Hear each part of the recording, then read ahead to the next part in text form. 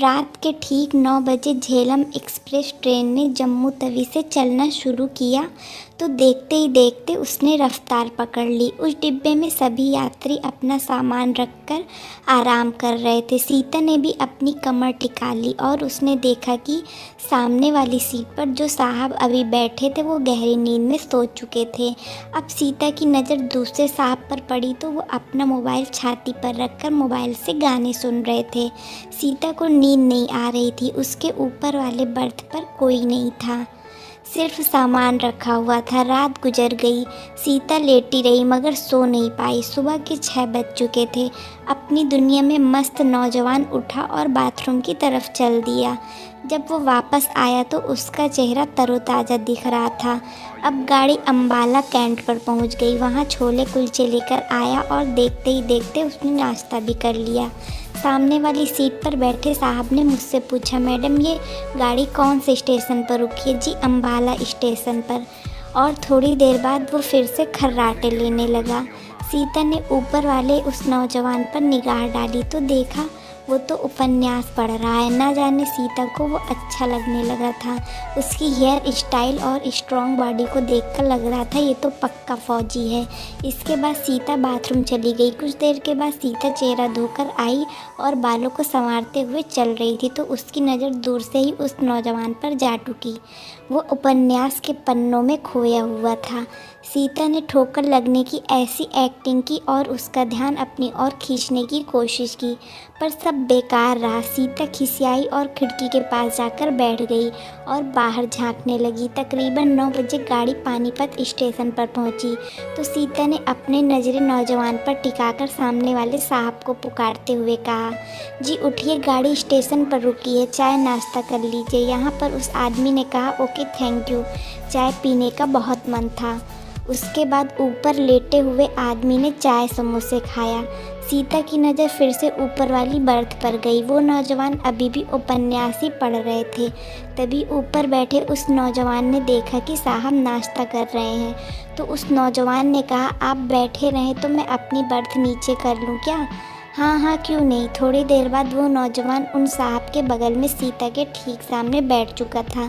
सीता अपनी बर्थ पर बैठे खिड़की से बाहर झांकते झांकते अपनी नज़रें नौजवान की नज़रों से मिलाने की कोशिश कर रही थी, लेकिन वो नौजवान तो उसे देख ही नहीं रहा था। सीता सोचने लगी कि ऐसा तो कभी हुआ ही नहीं कि मुझे कोई देखे ना। उस नौजवान पर टकटकी लगाए सीता सोच रही थी कि तभी उसने पानी की बोतल सीता की ओर बढ़ाते हुए कहा, मैडम पानी पी लीजिए। सीता ने उससे पानी की बोतल ली और 2-4 घूंट पानी पी लिया। बोतल उसे वापस देते हुए सीता ने पूछ ही लिया, आप फौजी हैं ना जी? सीता ने उसे दोबारा कहा, बुरा मत मानना, मैंने सुना है कि फ़ौजी दिमाग से पैदल होते हैं। लड़की देखी नहीं कि तभी उनके सर में तो कभी बॉडी में खुजली होने लगती है और फिर वो पागलों की तरह लड़कियों को देखने लगते हैं। पर आपने तो ये साबित कर दिया कि सभी फ़ौजी एक जैसे नहीं होते। तो फ़ौजी ने कहा, पर फ़ौजियों को ठीक रहने कौन देता है? जहाँ फ़ौजी ऐसी हरकतें नहीं करते वहाँ लड़कियाँ उनके साथ ऐसा करने लगती हैं। आखिर कोई कहाँ तक बचे? उस नौजवान की बात सीता के सीधे दिल पर लगी। बात करते करते नौजवान ने नाम पूछा तो उसने कहा सीता, और सीता ने पूछा कि आपका क्या नाम है?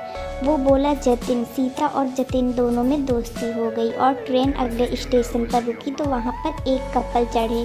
वो अपनी बर्थ ढूंढते हुए सीता के पास आ गए। वो कपल थोड़ा एजेड थे तो उन्होंने सीता से कहा, बेटा क्या आप ऊपर वाले बर्थ पर चली जाएंगी? मुझे चढ़ने उतरने में थोड़ी दिक्कत होती है। सीता ने उनकी बात मानकर ऊपर वाली बर्थ पर आ गई। सीता और जतिन दोनों आमने सामने लेटे थे। वो दोनों रोमांटिक बातें करने लगे। धीरे धीरे वो दोनों अब एक ही सीट पर आ गए थे और नौजवान फौजी को अब बर्दाश्त नहीं हो रहा था और सीता भी वही चाह रही थी। उसके बाद 2 जान एक हो गए, यानी कि अब वो पूरे के पूरे ऐसे हो गए थे जैसे शादी के बाद पति पत्नी। दोनों ने ट्रेन में ही खूब मस्ती की और खूब मज़ा किया और किसी को भनक तक नहीं लगी क्योंकि रात का समय था और सारी लाइटें बंद थी। रात के 2 बजने वाले थे, स्टेशन आने वाला था। सीता उठी और अपना सामान निकालने के लिए, जतिन तो सो ही रहा था। उसने जतिन को कुछ नहीं बताया और उसके पर्स से सारे पैसे निकालकर वो अगले स्टेशन पर उतर गई। एक पर्ची उसके पर्स में डाल गई। जब सुबह 6 बजे जतिन की आंख खुली तो देखा सीता गायब थी। उसने इधर उधर सीता को ढूंढा पर सीता कहीं नहीं मिली। उसने एक कप चाय ली और पैसे देने के लिए पर्स खोला तो देखा कि सारे पैसे गायब थे। उसमें सिर्फ एक पर्ची थी। जतिन ने उस पर्ची को खोला तो उसमें लिखा था, आप बहुत अच्छे हैं, मैंने आपके सारे पैसे निकाल लिए हैं क्योंकि मुझे ज़रूरत थी।